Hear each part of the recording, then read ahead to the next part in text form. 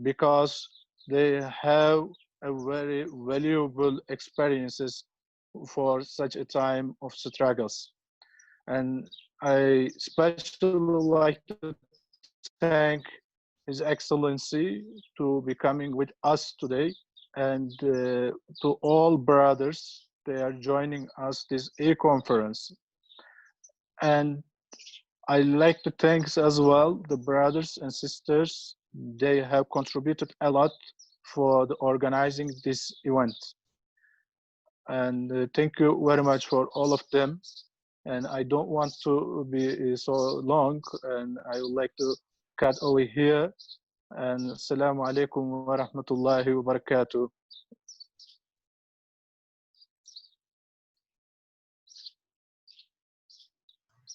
Thank you, Dr. Musa Budak, for your valuable speeches. We have also got some special guests in us.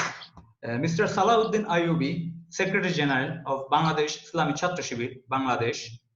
Mr. Rahmat Abdul Kholis, Head of Foreign Affairs, Central Board of Kami, Indonesia.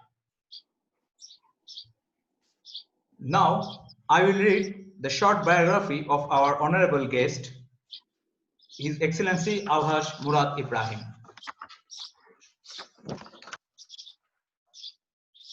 Alhaj Murad Ebrahim is the current chairman of the Moro Islamic Liberation Front, MILF, and the interim chief minister of the newly formed Bangsamoro Autonomous Region in Muslim Mindanao. He is one of the key persons in the Bangsamoro Peace Process in the Philippines. What he is today is shaped by decades of struggle for the Moro self-governance.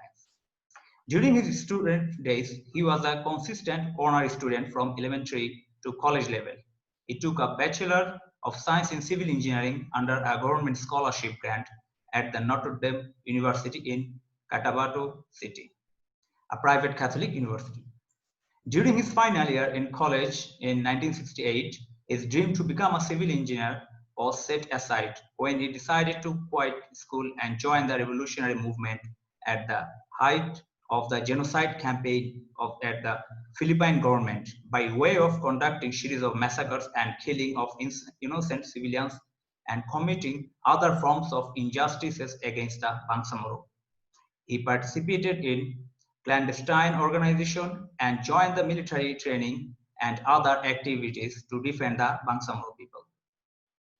When martial law was declared in 1972, the Moro National Liberation Front, MNLF, a secessionist movement, was organized and became part of the movement and joined the military training abroad and became member of what was known as Top 300, a second batch of MNLF trainees sent abroad.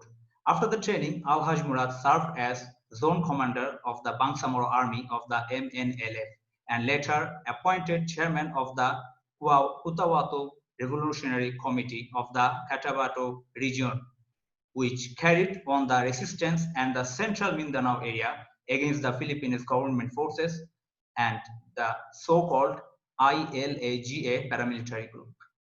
In 1978, after the split of the MNLF due to fundamental and administrative differences, Alhaj Murad, along with then Ustaz Salamat Hashim, organized the Moro Islamic Liberation Front, left the MNLF, and pursued the struggle for political independence under the MILF, advocating more on strengthening the ideological aspect of the Bangsamoro struggle.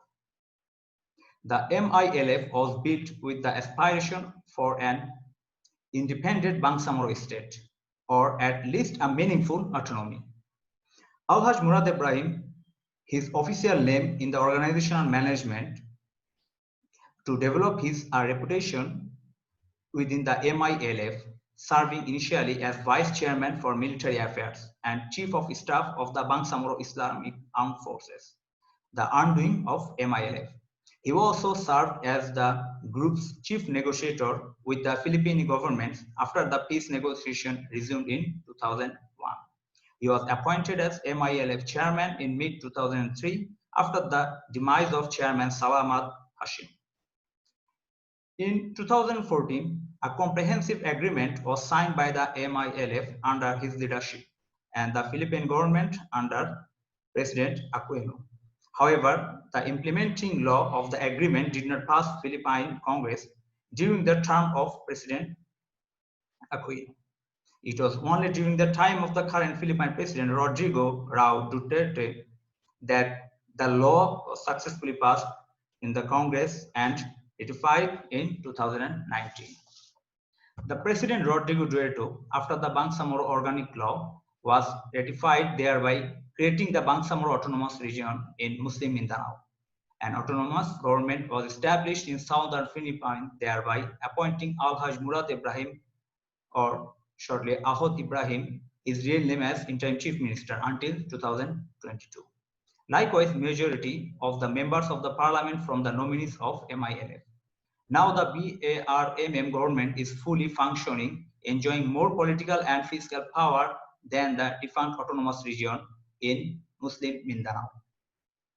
Powers that are hoped to be realized under a parliamentary form of government which would enable the BARMM to finally address the political aspirations of the Bangsamoro Muslim Ummah and the entire population of this area. Alhaj Murad Ebrahim is married and blessed with 2 children.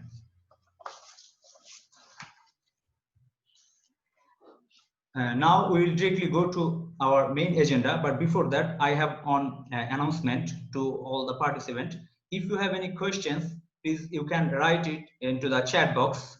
Our chat box is open already, and we will select and then send it to our honorable guest, inshallah. Now I would like to invite our guest, His Excellency Alhaj Murad Ebrahim, to deliver a speech on the topic of an Islamic way of struggle, Bangsamoro perspective. Thank you. Thank you very much. Assalamu alaikum. Bismillahir Rahmanir Rahim. Assalamu alaikum wa rahmatullahi ta'ala wa barakatuh. All praise is due to Allah. May the peace and blessings be upon him, the last of the Prophet and messengers, Muhammad sallallahu alaihi wasallam, to his family, companions, and to those who follow the faith of righteousness until the last day. Assalamu alaikum wa rahmatullahi wa barakatuh. My heartfelt gratitude to the organizer of the forum, the International Youth Forum, the South Asian Youth Organization of Turkey, and to our dear brethren joining us today. It is a great pleasure to be invited to share what the Bangsamoro experienced during their long and challenging struggle for freedom and self-determination, with the theme, An Islamic Way of Struggle, Bangsamoro Perspective. Ladies and gentlemen, tonight here in Philippines, I have the pleasant opportunity on behalf of the Bangsamoro people in general, the Moro Islamic Liberation Front, MILF, and the Bangsamoro Autonomous Government in Muslim Mindanao in particular, to join you in this conference to deliver a talk on the given topic, An Islamic Way of Struggle, Bangsamoro Perspective. Allow me to wish you all, especially our youth who tried to participate to this online conference, welcome, and to the South Asian Youth Organization of Turkey, SAYU,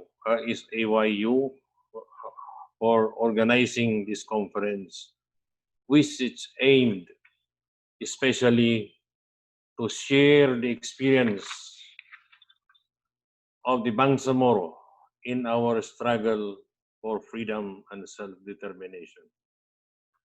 Brothers and sisters, I'm sure we have a lot of interesting experiences of different Islamic struggles all over the world, old and new, issues we have seen in several media outlets.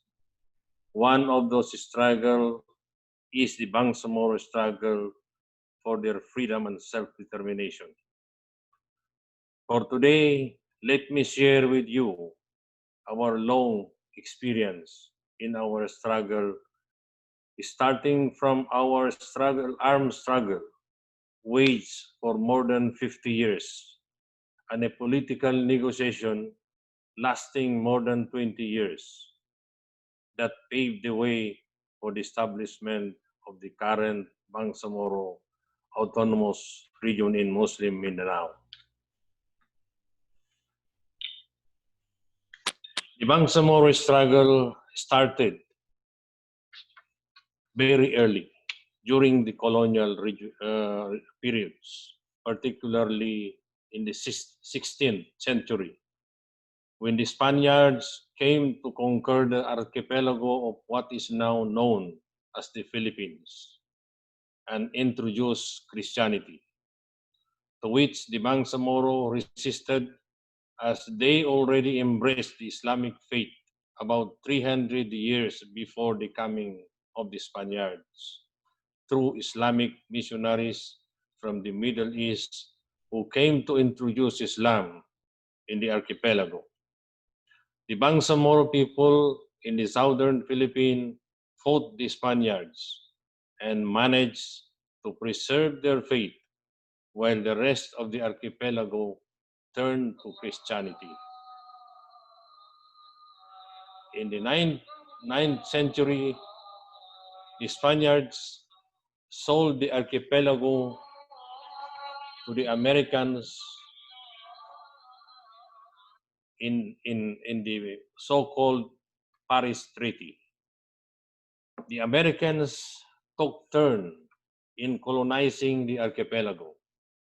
The Bangsamoro continued their resistance.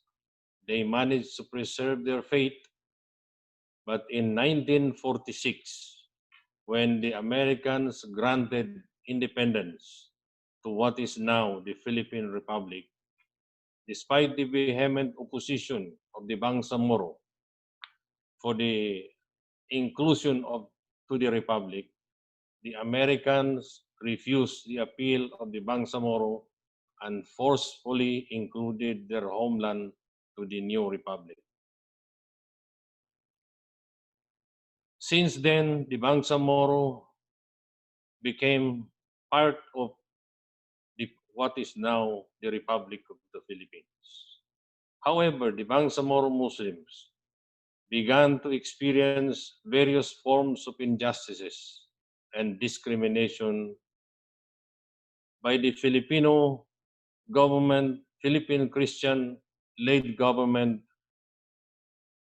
Settlements of Christian Filipinos were massively organized to migrate to the Bangsamoro homeland, thereby effectively changing the population balance in the area in favor of the Christians.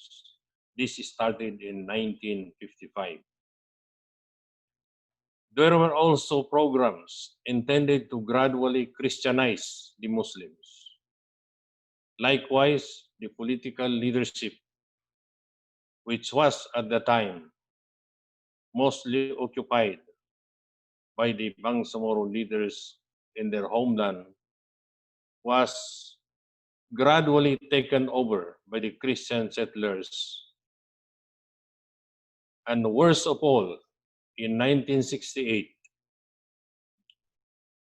a Christian fanatic organization called ILAGA or ILAGA, secretly supported by Philippine security forces, started conducting operations in isolated Muslim communities, massacring innocent Muslim civilians, including children, women, and old age. Thousands of innocent civilians were killed. In other areas, the government security forces themselves conducted military operations, massacring Bangsamoro civilians, and this situation left the Bangsamoro no choice except to defend themselves and organize into pockets of resistance, mostly by the Bangsamoro youth. The situation in the Bangsamoro worsened when martial law was declared by then President Marcos in 1972. It was also during this year that the Moro National Liberation Front, MNLF, converging the entire sectors of the Bangsamoro, defending the Bangsamoro people, was organized.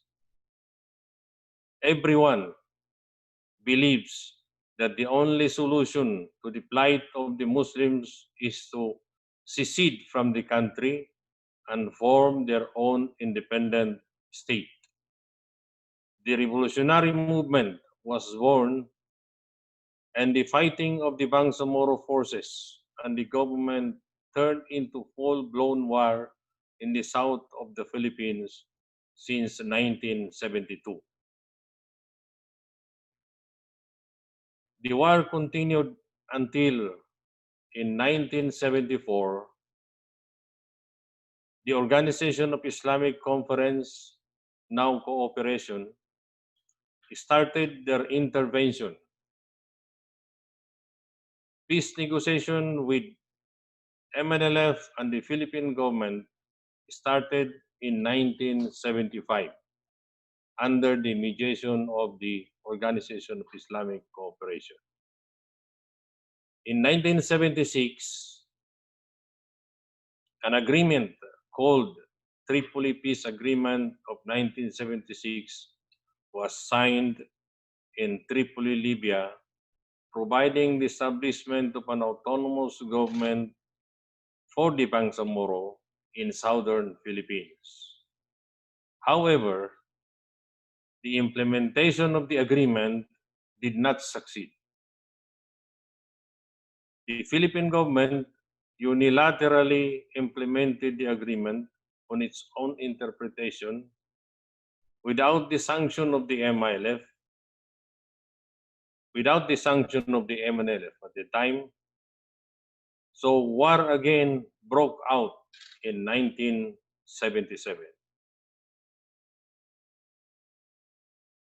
So the resistance continued. But in 1978, unfortunately, the MNLF organization, which was then led by Nur Miswari, split into two factions over disagreement on issues of administering the MNLF and ideological emphasis. One faction of the MNLF was led by Ustad Salamat Hashim, and the other faction remained with Nur Miswari. The MNLF faction of Ustad Salamat Hashim emphasizes Islam as the uniting factor and principal guiding principle of the struggle, while the faction of Miswari promotes nationalism as the rallying point in uniting the Bangsamoro and disagree in the use of Islam as main advocacy, arguing that we need to attract even non-Muslims to the struggle. It was also observed that his policy in administering the affairs of the organization is more leaning towards one-man rule, while on the other hand, the Salamat faction, which was later renamed Moro Islamic Liberation Front in 1982, promotes the principle of consultative and collective leadership in running the affairs of the organization. Immediately after the organization of the MILF, with Ustad Salamat Hashim, Allah yarhamhu, chosen as chairman, myself as Vice Chairman and Chief of Staff of the MILF Armed Forces, we adopted a 4-point program as our means to achieve our objective. The 4-point program are: number 1, Islamization. Number 2, strengthening of organization. Number 3, military build-up. And number 4, self-reliance. From 1982, when we started the MILF, onward, we continuously work out towards the implementation of this 4-point program until we were able to mobilize about 70 to 80% of the Bangsamoro, especially in mainland Mindanao. And we managed to train and organize more than 100,000 combatants, and also organize political committees up to the village level. We have also procured weapons and other military equipments abroad through our self-reliance, and also managed to establish our own modest factory of arms inside the jungle, producing small arms and even rifle grenade launchers or RPGs, including its ammunition or BARMM. On the Islamization aspect, we continuously conduct regular Islamic lectures and orientation among our armed forces, and appointed mursidin in every military unit, and also established thousands of madrasa, Islamic schools in every villages. We also conducted regular halakat or Islamic teach-ins in our military units, political committees, and even among the masses of our people. Thus, we continuously promote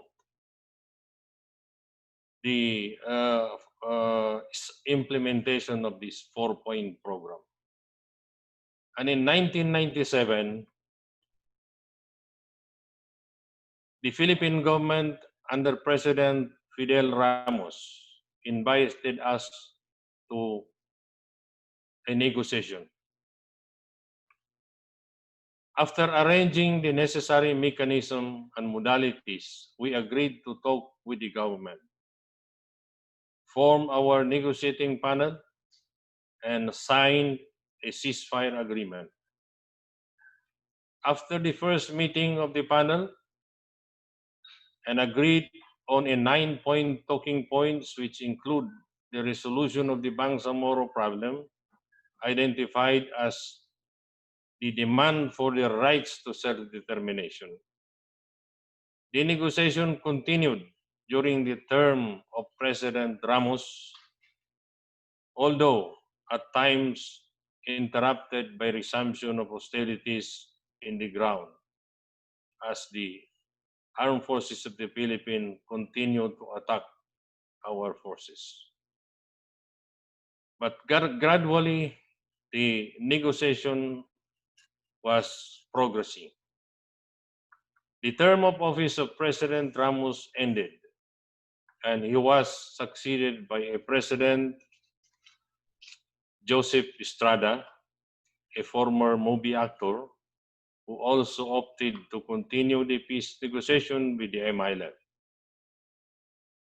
The negotiation continued until in year 2000,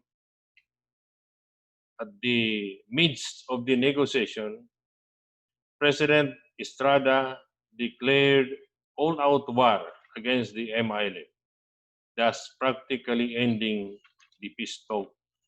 And thereafter, hostilities resumed in the Bangsamoro homeland. Estrada was toppled down from the presidency by people's power and was succeeded by President Gloria Macapagal Arroyo.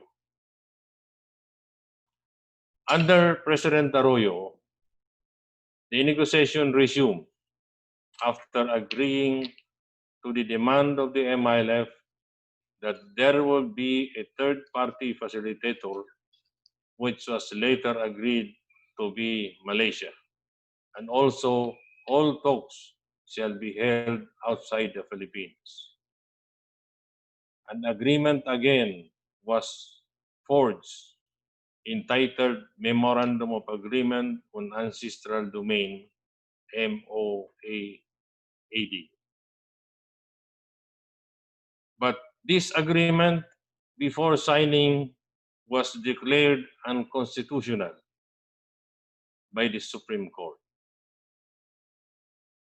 before it was signed. So hostilities again resumed until President Noynoy Aquino took over and continued the negotiation with the MILF. An agreement to reframe the MOAAD. A meeting between myself, and President Aquino took place in 2012 in Tokyo, Japan, to talk about fast-tracking the negotiation.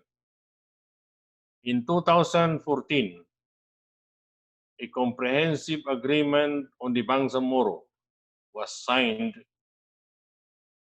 between the Philippine panel under President Aquino and the MILF panel in Manila in 2014. However, the agreement needs to be translated into law in order to be implemented. And unfortunately, it did not pass Congress. The translation into law of the agreement did not pass Congress until the term of President Aquino lapsed and President Rodrigo Roa Duterte, now the current president, was elected as president and continued the negotiation with the MILF, promising even during his campaign to implement the peace agreement between the MILF and the government. So immediately after he was sworn into the presidency,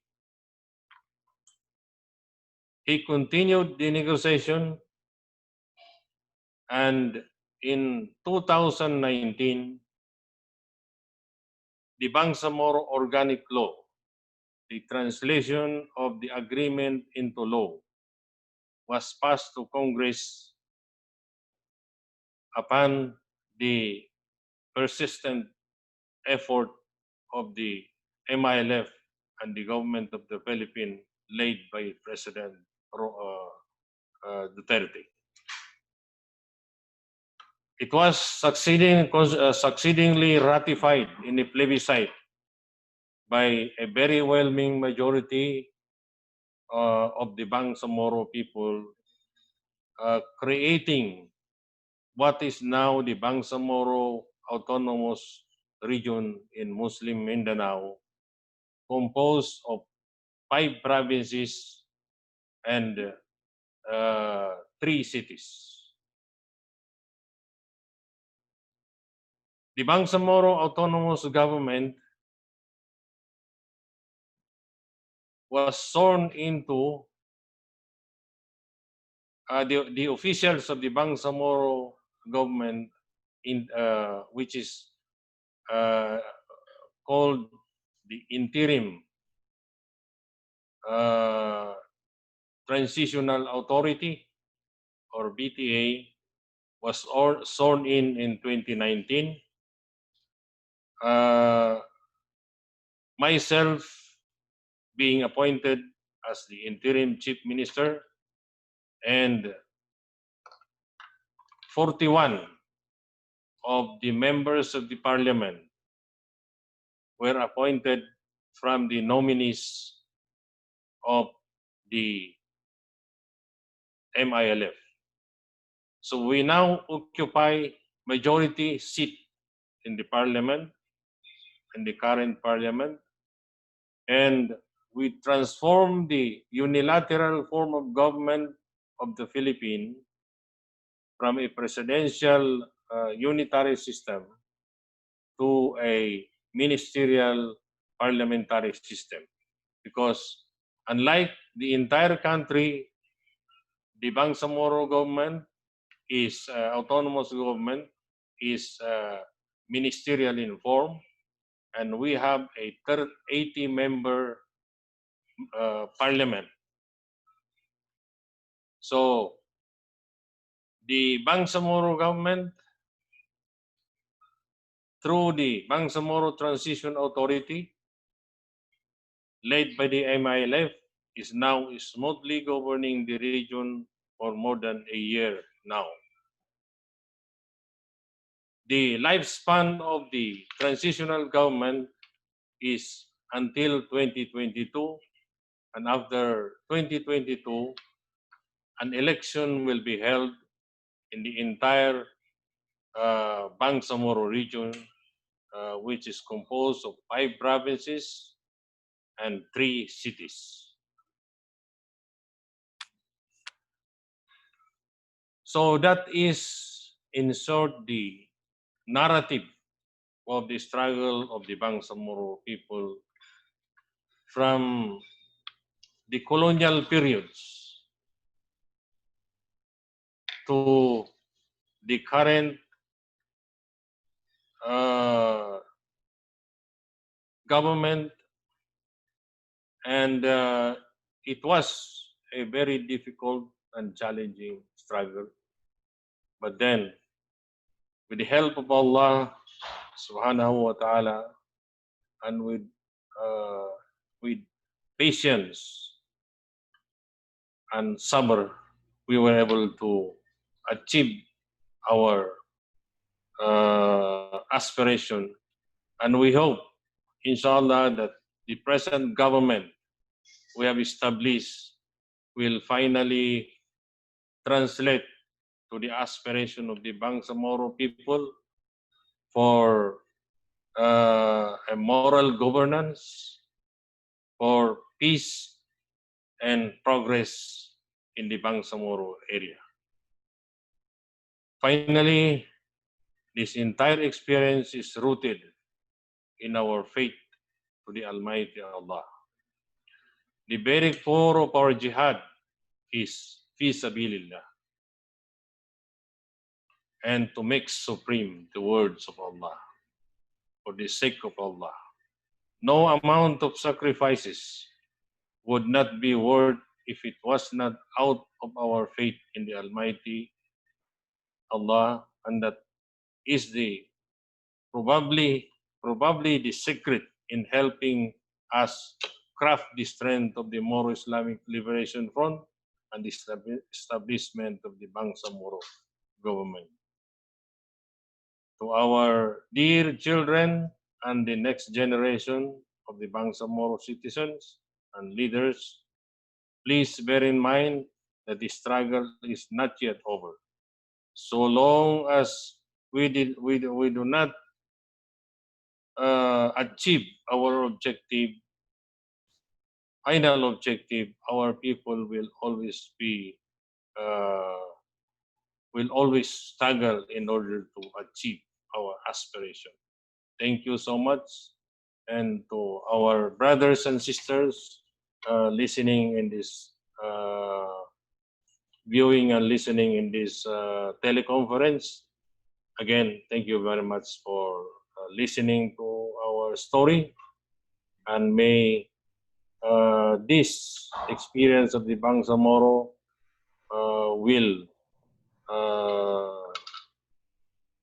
will be in some way, one way or another, become a lesson to other Muslim minority struggling all over the world.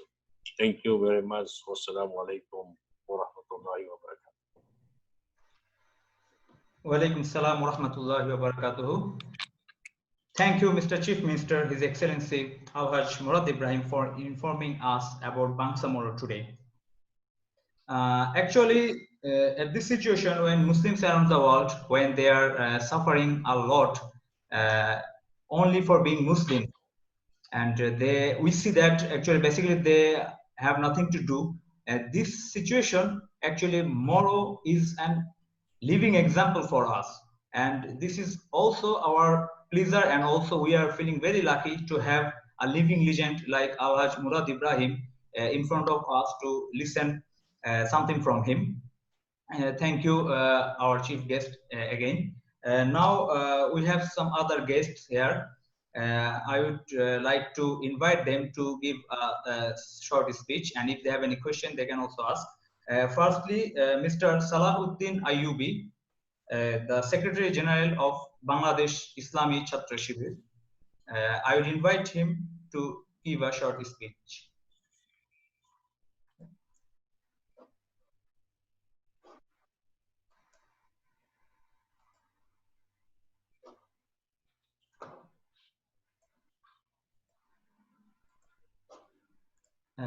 Mr. Salahuddin Ayubi.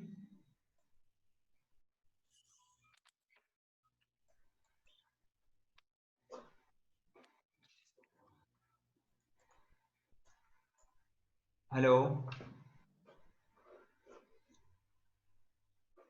Sorry for the inconveniences.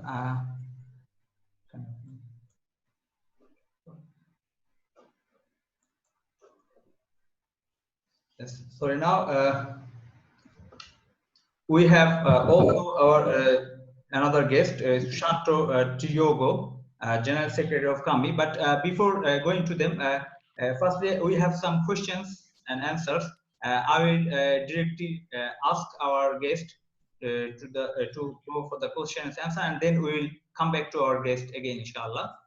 The first question: how do the two houses of Congress reflect different national priorities? How do the members of Congress represent their constitutions in multiple ways? This is a question, sir. Well, thank you very much, brother, and thank you to the questioner. Actually, in Philippines, we have we have two Congress. We have the lower house and the upper house. We have the House of Representatives, and then we have the House of Senate. So representation in the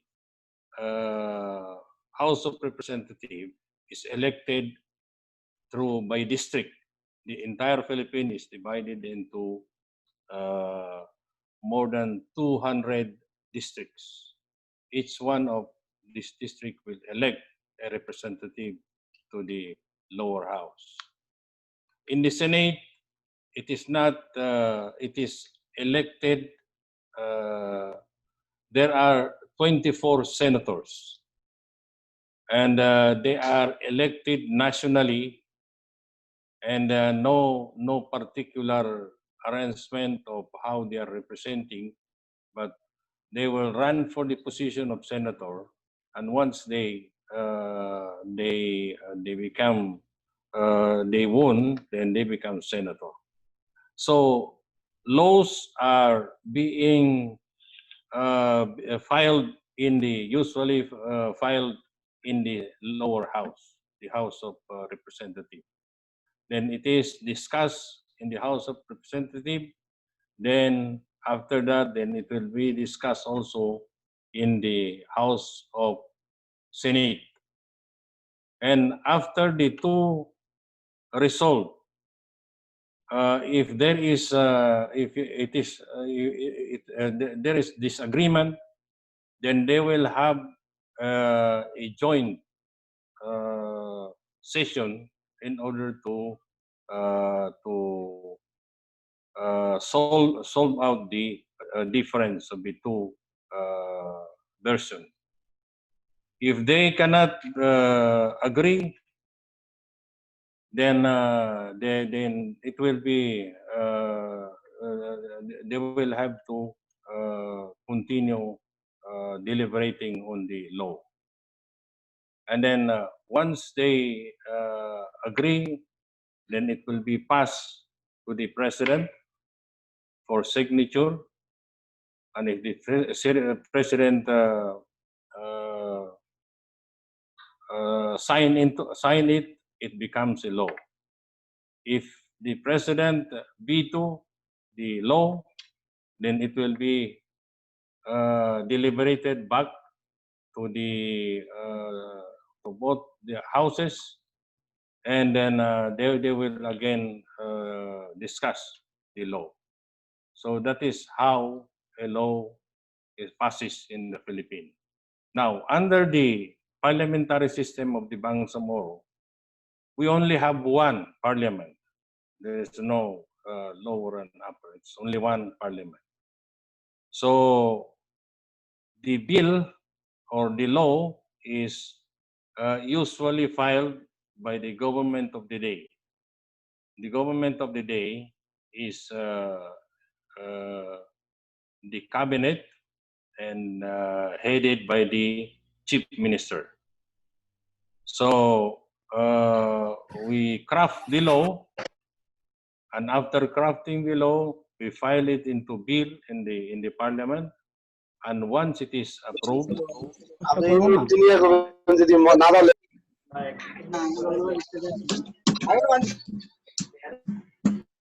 once it is approved, then it becomes a law. Once it is not approved by parliament, then it will be sent back to the government of the day for further discussion. So that is how the law is being processed in the Bangsamoro Autonomous Region.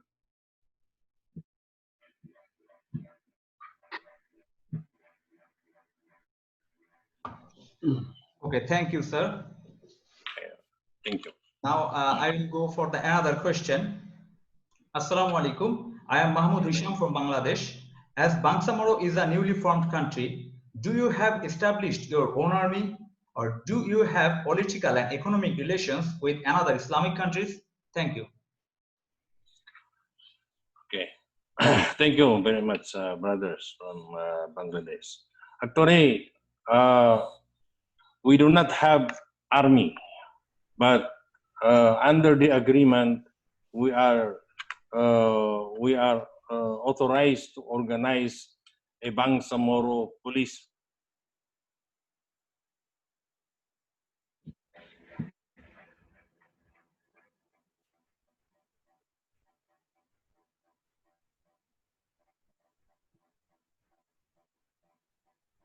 শোনা যাচ্ছে না।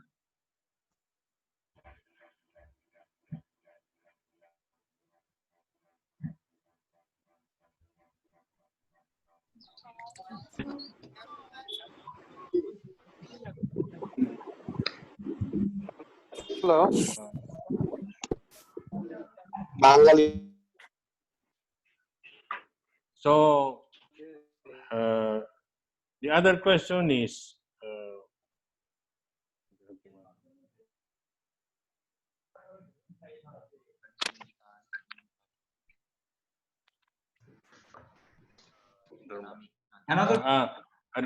regarding the economic relationship with other countries.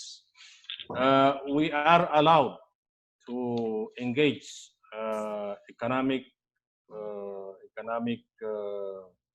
activity with other countries, foreign countries, directly, but with coordination with the national government. But we can directly engage with any country opting to engage business with us, investment with us, or or whatever financial relationship with other countries.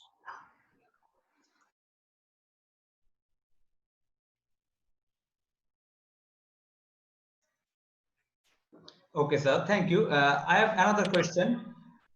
What to do for a successful revolution as a Muslim youth at present time? Kutubuddin. Okay, thank you very much. Thank you, Brother Kutub. Actually, in our experience, what made us successful and strong in our organization is our programs. The 4-point programs we have, I have elaborated just now, help us very much in strengthening our organization. So we experience that what is most important is the Islamization program, because unless you have very very high faith, you cannot survive the challenges in the struggle. So success depends on how much your patience and how much your effort in order to succeed. So what we can advise to our brother Muslims all over the world, especially those still on their jihad or struggle, is strengthen first the faith by way of Islamization, and then secondly, after strengthening the faith, you have to strengthen the organization. You have to be united and strengthen the organization. And then as far as our experience in the organization, the fourth pillars of the program, which is self-reliance, is also very important. We need not to, although we will ask help from other people, from other countries, from other Muslim Ummah, but then you do not rely only to what other countries, what Muslim brothers or in other countries will give you. You have to exert your efforts in order to build up your strength, in order to have your own sources of income and sources of materials. So this is our experience, and I see that that is the reason why we have succeeded, with the help of Allah, of course. Thank you.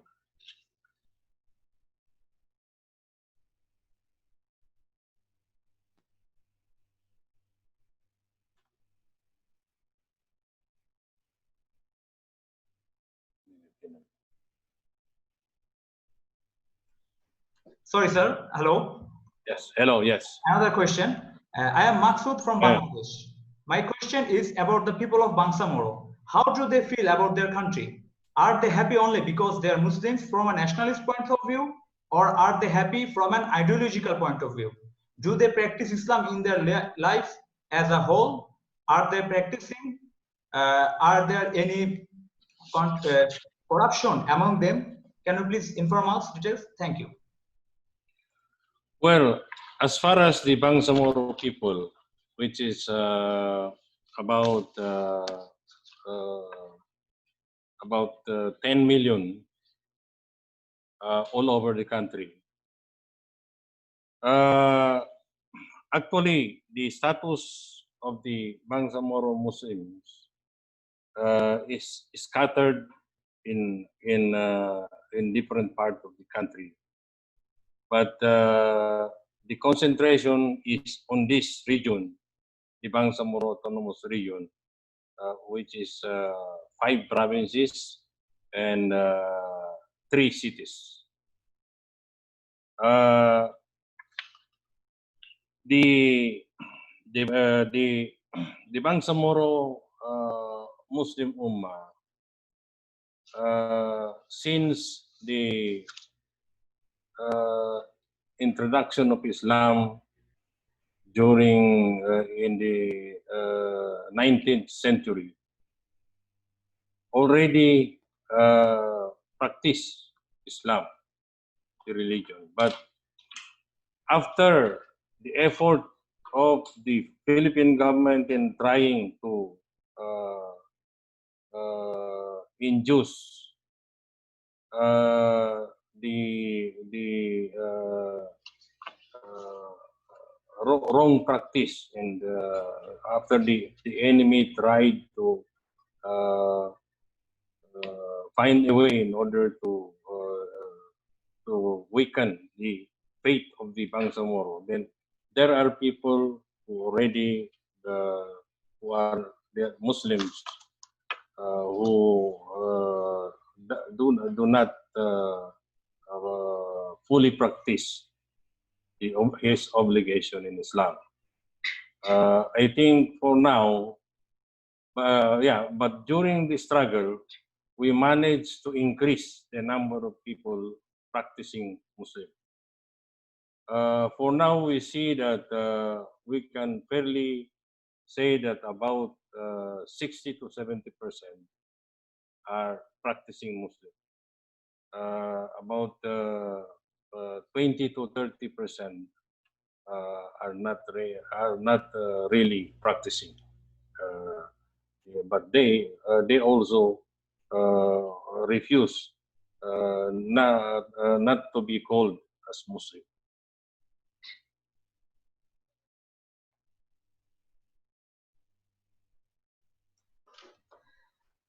Thank you, sir. The next, the last 2 questions we have. Brother told salam. Yes. What is our present educational status, economic condition, banking system, and military power of Bangsamoro? Thank you. Regarding the educational situation, status of the Bangsamoro, fairly we can say that about 70% are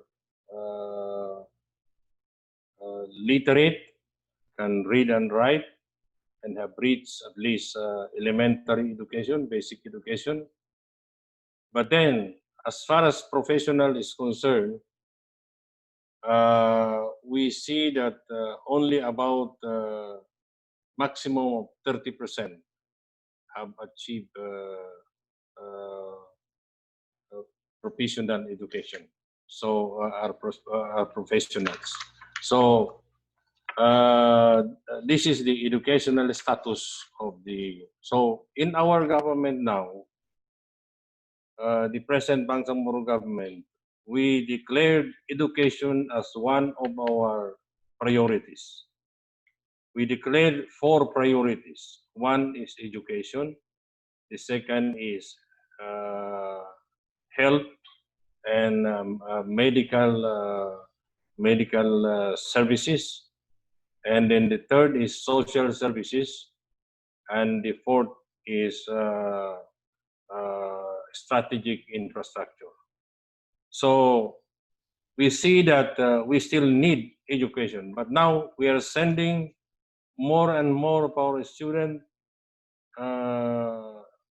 Even during the struggle, we are sending our students in the different Islamic world, in the Middle East, in Malaysia, and Now in Turkey, we have more than 100 students already studying there in Turkey. And aside from that, we are also establishing our schools, and both from the elementary to colleges. It is one of our priority during our term in the government. On the status of economic condition, we see that so far now, poverty is still very high in many of the areas. Although our region is one of the richest region. There are several types of minerals found in our region, but sad to say that it was neglected by the uh, past governments. It was not developed, and it does not yield any advantage to our people. So that is why we need an autonomous government that would decide by itself on what would be done in order to serve our people. And that is one of the aspiration of the Bangsamoro people. We see that after gaining self-governance, we can now start exploring our natural resources. We have very rich natural resources, and we have very fertile lands, and also our oceans are very rich in fish. So all these resources, if properly exploited, will be for the benefit of the people, and we are hoping that this will be done during our term in the Bangsamoro government. And on the banking system, there are banks operating, but they are conventional banks. What we are planning now is to establish our own Islamic bank, because we see that now in many parts of the world, in the Muslim countries, Islamic banking is very popular. So while we still promote the Islamic banking, the conventional banking, but we are also planning to establish an Islamic bank here in the autonomous region. So we are still not very far as banking system is concerned. Thank you. Thank you, sir. We have the last question. As we know that you had a good relation with the Milli Garush leader, Professor Dr. Najmuddin Erbakan, could you please share with us any memory with him, and what was his contribution to the struggle on Bangsamoro? Thank you. Yeah, thank you. Thank you very much. As far as our late leader, Nahmatullah Erbakan, Allah yarhamu, we really idolize him in his principles. We have, even in the early stage of our struggle, we have been meeting him, and he has been inspiring us, the leadership of the MILF, Ustaz Sheikh Salamat Hasim, Allah yarhamu, have a very good relation with him, and even during the early days of our struggle. And for me, I have visited Turkey and stayed at his home for almost a month in 1984, attending his lectures and conversation with other people during those time. So we have a very good relation with our leader, Nahmatullah Erbakan, and until this time, we consider him as our inspiration in our struggle. Thank you. Actually, we have many other questions. Brothers and sisters are still asking, but due to the time shortage, unfortunately, we are not able to send it to you because it's Bangsamoro time almost evening 8, and our guest Yes, is correct. also busy. He gave us his very valuable time. Now we have got some special guests from today. The Secretary General of Bangladesh Islamic Chhatra Shibir, Mr. Salahuddin Ayubi. I will invite him to give a salam speech in front of all the delegates as well as our chief guest, His Excellency Alhaj Murad Ebrahim.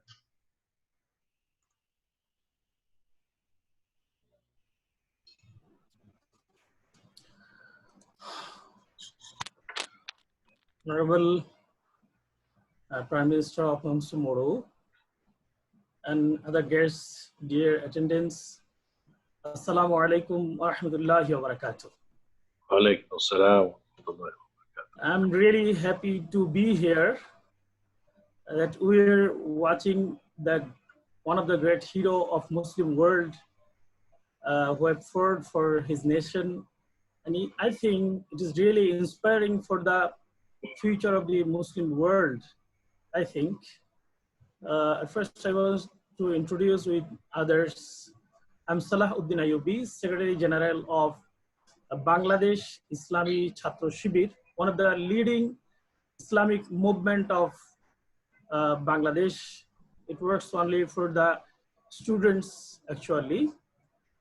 On behalf of Bangladeshi people and as well as the students of Bangladesh, I want to congratulate our great leader of Bangsamoro, Mr. Prime Minister. And you have fought for your nation and achieved a great achievement, I think, which will impact on the other movement of the world. Because we know all over the world, in Palestine, Kashmir, and any other countries of the world, it may be in Africa, Europe, America, or Asia also, there are several countries we're facing thousands of oppression like this. In this oppressive Muslim world, I think really the liberation and the achievement of your country is really inspiring thing for us. And unfortunately, the Muslim leaders all over the world, those who are the chief of Muslim countries, they are not aware of this event. They are totally silent about the condition of the Muslim community all over the world. I think to overcome this situation all over the world, we need a leadership actually. We need an inspiration actually. We need an encouraged leader. That I have heard about this. You had a relationship with Nazmuddin Erbakan. He's really amazing leader and inspiring us till today. And like this, I think you will be an inspiring leader for us as we are the young person, young leader, preparing ourselves for the future generation of the world to overcome these oppressive situation for the Muslim countries, Muslim communities all over the world. I think future generations should be prepared very well. And I think you will make a very amazing platform for all the Muslim young students all over the world so that can get something for from your life, from your movement, from your country, I think. And on behalf of the student of Bangladesh, I want to share my condolence, my support for you. And I have as a question also, I have a query also to know about the students of your country. Are they preparing for the future Muslim world or the working life? If they are preparing, how are they preparing? And what are you doing for the students of your country? This is really, I think, will be helpful for our country, for our students, not only for our students, I think for the students all over the world. And in Bangladesh, most of the students are very loyal to Islam. They follow Muslim Islamic rules, regulations, but they don't know what should be done for the rest of the Muslim world, and how should they be prepared for the Muslim world. But uh, by the dawa activities of Islamic Chhatra Shibir, we are contributing for the students of Muslim world, and especially for the Muslim community among Muslim students of Bangladeshi students. And we have several schemes, several types of options, programs for the students of Bangladesh. I think if you have time enough, if you have opportunity, you will visit Bangladesh, and you are cordially invited to my beautiful country. We will be really inspired. We'll be really happy to see you in my country.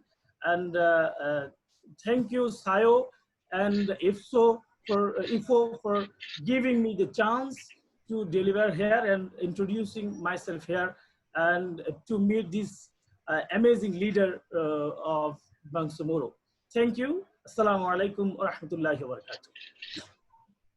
Thank you. Thank you, Mr. Salahuddin Ayubi, for giving the salam speech. Actually, I also want to say with the same tone of Mr. Salahuddin Ayubi that actually in the whole world, even when we say Kashmir, Arakan, Palestine, everywhere we are getting oppressed. At that time, when Bangsamoro got the sovereignty, it's actually a really big inspiration for all over the Muslims. So, inshallah, this will be our inspiration, and we will. This is. I will not say this is the end. I will say that this is the starting, and we will follow the starting, and the other oppressed countries will get their freedom, inshallah, with the hands of these youth people. So we have another guest, Mr. Wibi Sono from Kammi movement. He is the representative of foreign affairs of Kammi. Mr. Wibi Sono. Okay, thank you very much for Mr. Ashik Rahman to let me deliver some comments. Assalamualaikum warahmatullahi wabarakatuh. My name is Wibi Sono. My name is Wibi Sono. I am also a representative of KAMI, or Indonesia Muslim Youth Alliance. This is a very honorable moment for me on behalf of my Indonesian Student Association to deliver my comments and support, especially to Honorable Speaker, Mr. Haji Murad Ebrahim, the Prime Minister of Bangsamoro Autonomous Region. This is also a very incredible opportunity for us from the Indonesian Muslim student to also support and raise an awareness for the Bangsamoro issues. As you know, we also include in the same region in the Southeast Asia, Indonesia, Philippines, Thailand, and Malaysia. And also we're also connected with the Islam religion. All of us is a Muslim. So this is our opportunity to give support for the Bangsamoro struggle. In my opinion, Bangsamoro struggle with your leadership, Haji Murad Ebrahim, is like very inspiring for all of the Muslim or the people in the world, especially in the Patani, also in the Kashmir, in the Rohingya, maybe in Palestine. This is some of a great example for the minority Muslim or the Muslim people in everywhere in the every world that the struggle in the either in the political or diplomacy, in the sometime will gain some success, will gain some positive result. So this is remind us that the problem of the ummah in the Muslim world is like connected. If one of the Muslim world, Muslim nation in one country is hurt, is have a problem, so it is also feel by the another people, another Muslim in another country. So the Bangsamoro problem, or the Palestine problem, or the Rohingya problem, or the Kashmir problem, or the problem of the Muslim in the everywhere in the every country is also become a problem of all of us. So this is the Muslim is united, is one body, one heart, and one soul. So I want to express my very support, my what is like a principal support for the Bangsamoro. We are the Indonesian brother, Indonesian students. Every time we also thinking about the struggle of our brothers in the Philippines also. So this is a very good time to express it directly to the leader of the Bangsamoro. He's very proud of us to have you in here. And also I want to thank you for the SAYO and the IFO to hosting this the very good agenda. Every student is united and meet in here. Also the brother from the Africa and Arab countries. So I want to lastly express my regards and salam from our brother from Indonesian Muslim student to all of you. Thank you very much. Assalamualaikum warahmatullahi wabarakatuh. Thank you, Brother Adenwa Sahu Yusono, for giving the salam speech. Actually, sir, we have a question from our Honorable President of Bangladesh Islamic Chhatra Shibir, Mr. Salahuddin Ayubi. Actually, we missed it, so I would invite him to ask the question to our chief guest, His Excellency Alhaj Murad Ebrahim. Brother Ayubi, please, you can ask. Assalamu alaikum. Assalam wa rahmatullahi wa barakatuh. I have a question about the student platform of your country, actually. Is there any platform for the students of your country? And what types of platform do you have? How are you preparing them for the future Muslim world? Thank you. Thank you very much, brother. Actually, now, as I have informed everyone that education is one of our priority in our new government. So, as far as our education is concerned, we are, as Muslims, we really want to we are working on integrating the Islamic educations and the conventional education. So we are now working on, because before we have thousands of madrasa, but this madrasa in every village are merely teaching Arabic and religion. So what is happening is that their education is one-sided. They have no practical knowledge on how to live in this world. And we all know that as far as the principle of Islam is concerned, we have to be balanced in our effort, balance to in this during this our life in this dunya, and then our akhirah. So we want to now work out an integration process for the educational system, because we see that the conventional education is also needed by our people, as well as the religious education. So that is the main platform we are now developing, but we are still developing it for now. Although we have already currently have some schools who are implementing this kind of so-called balanced education.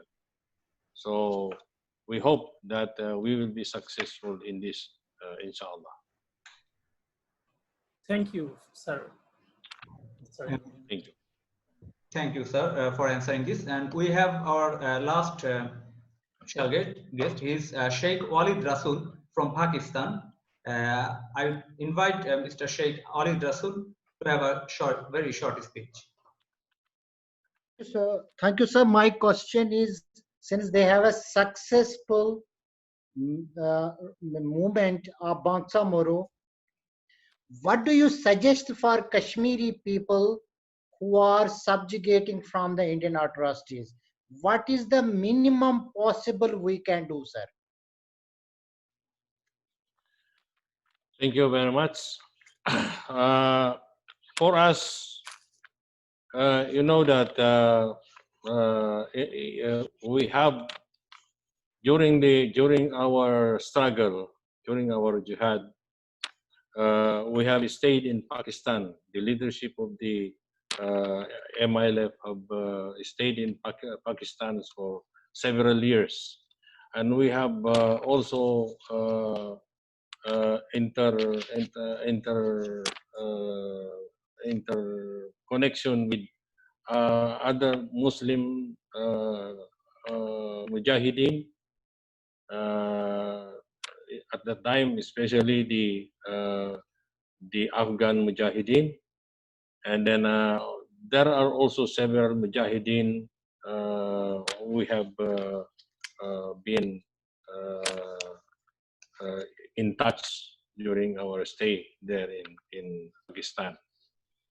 We see that the issue of Kashmir is really very challenging, because we have one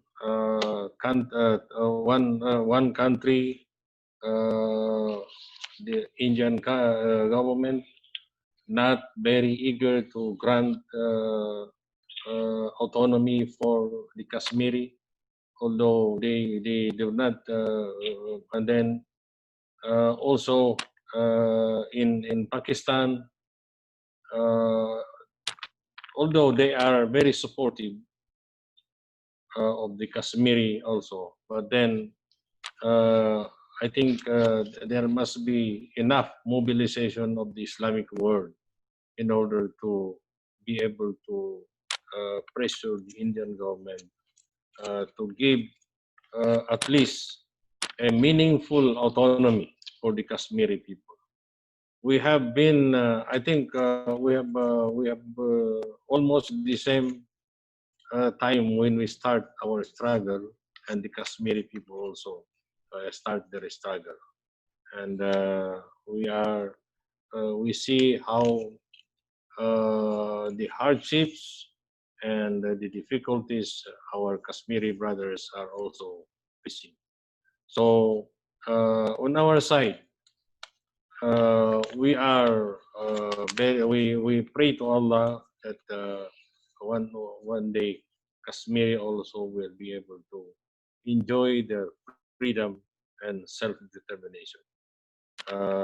So we continue to be open for our relationship with them. Thank you very much. Thank you very much, our chief guest, His Excellency Alhaj Murad Ebrahim. Actually, this is today's weekend in your country, and it's almost 8:30. But we know that when the case comes to the young people, you didn't do any hesitate and agreed to give the time to give us your valuable speeches in front of the young generation of different countries. My gratitude and very thanks to you for giving us the speech. Inshallah, in next programs also, we will find you, inshallah, you will give us time. And I would also like to thank the other special guests from Bangladesh, from Indonesia, from Pakistan, Kashmir. And obviously, thanks to the delegates, brothers and sisters, who actually gave their valuable times to the program. Inshallah, we'll meet in the next program. Till then, keep in touch with us. Thank you, everyone. Assalamu alaikum wa rahmatullah. Alaikum assalam wa rahmatullah. IFO, Thank you. IFO Soyo, please.